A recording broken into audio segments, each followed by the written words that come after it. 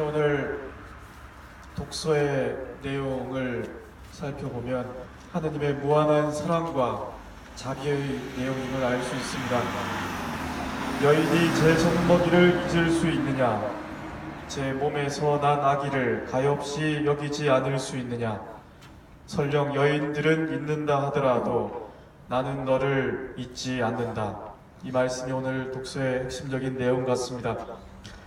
사순시기는 십자가에 못 박히신 예수 그리스도의 고통에 아파하는 것이 아니라 십자가의 예수님을 바라보면서 우리 자신의 회개와 변화를 이끌어내야 하는 강력한 메시지라는 것을 인식해야 되는 것이죠.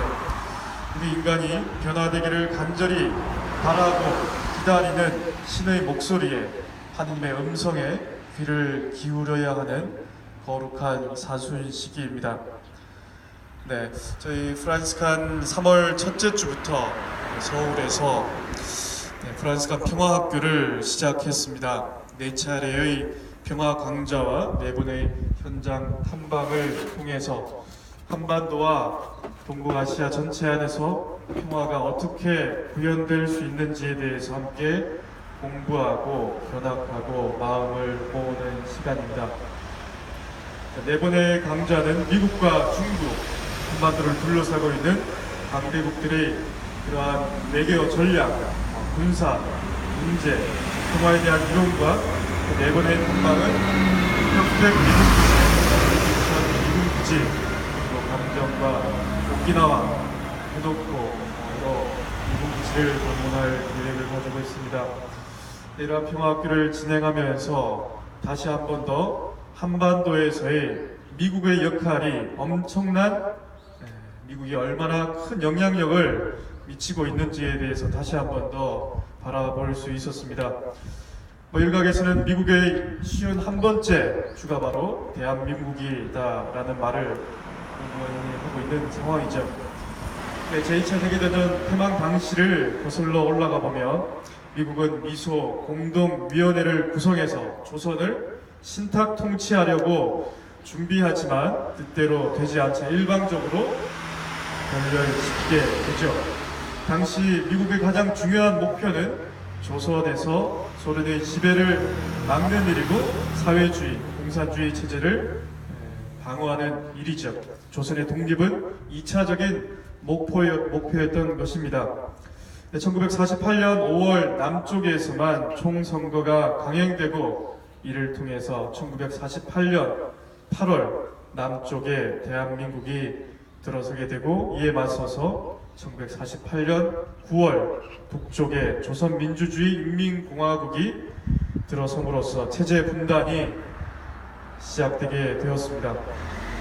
이 과정에서 단독 선거를 통한 분단 고착을 막겠다고 저항했던 운동의 하나가 바로 지금 이곳 1948년 4월 제주도에서 일어난 사생 항쟁이고, 이 항쟁에 참여한 사람들에게 총부리를 겨눌 수 없다고 제주도행 배에 오르는 것을 거부한 군인들의 저항이 이른바 여수 순천 반란 사건으로 우리는 현대사에서 기억하고 있습니다.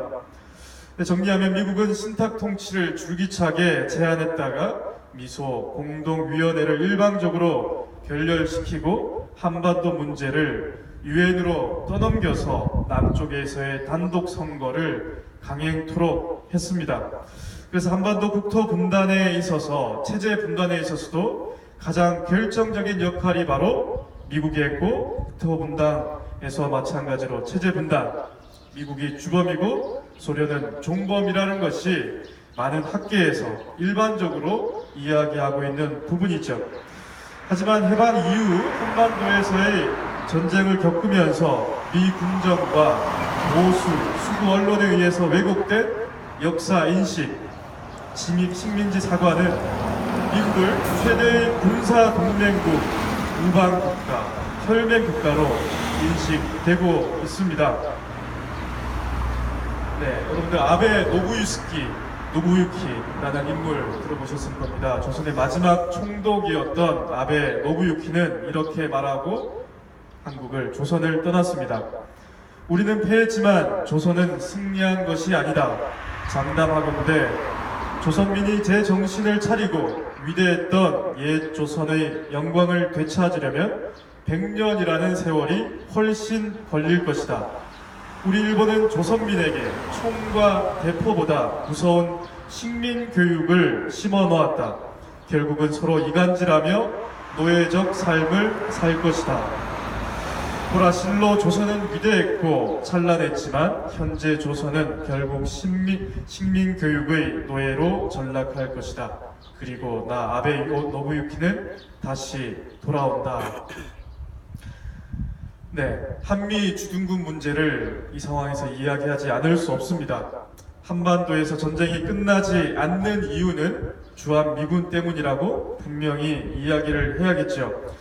한국 전쟁이 끝날 무렵 휴전 협정 때 한미 상호 방위 조약을 맺게 되었습니다. 또다시 북한이 남침을 한다면 막아준다라는 배경하에서 맺은 조약이죠. 한반도의 평화협정, 종전협정, 한국과 북한이 평화협정, 종전협정을 맺으면 미군은 주한미군은 철수하게 될까? 어떻게 될까? 여러분들 함께 생각해 볼 필요가 있습니다. 우리나라에서 주한미군이 필요 없다라고 이야기해도 주한미군은 끝까지 한반도에 남아있게 될 것입니다. 주한미군이 있을 이유가 없어지는 협정이 바로 종전협정이고 평화협정입니다. 평화협정을 맺게 된다면 주한미군이 대한민국에 있을 법적인 근거가 없어지게 되는 것이죠. 미국의 기재가 하나 없어지게 되는 것입니다.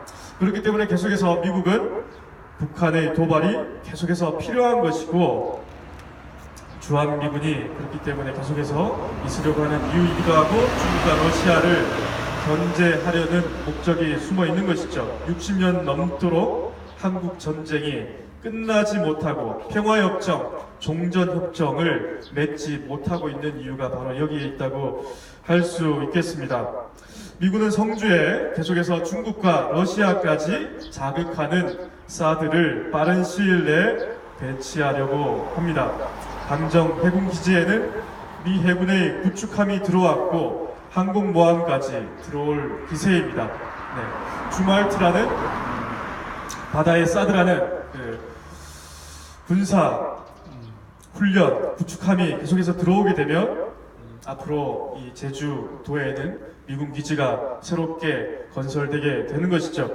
지난 13일부터 23일 날 끝난 한미연합 키리졸브 군사훈련에서는 북한 핵무기를 겨냥한 훈련을 더욱 강화시키고 있습니다.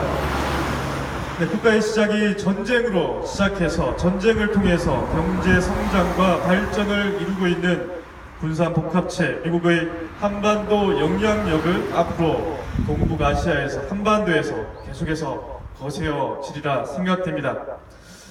하나님께서 우리에게 주시는 평화는 전쟁 무기를 통해서가 아니라 정의와 공정의 열매로서 얻을 수 있다고 우리는 사회교리에서 분명히 이야기하고 있습니다.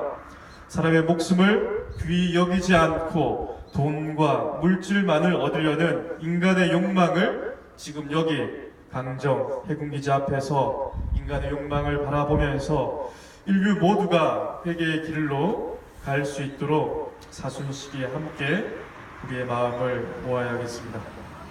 아멘.